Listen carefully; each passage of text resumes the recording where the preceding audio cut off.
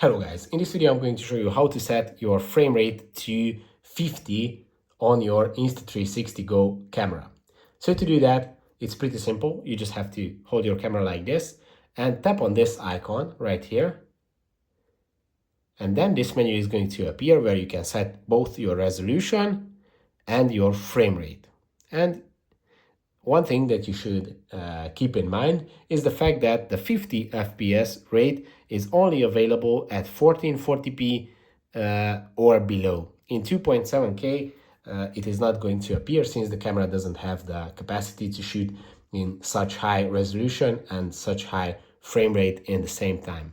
So to reach the 50 frames per second, you have to go to 14 FPS, 1440p or 1880 or 1080p, sorry.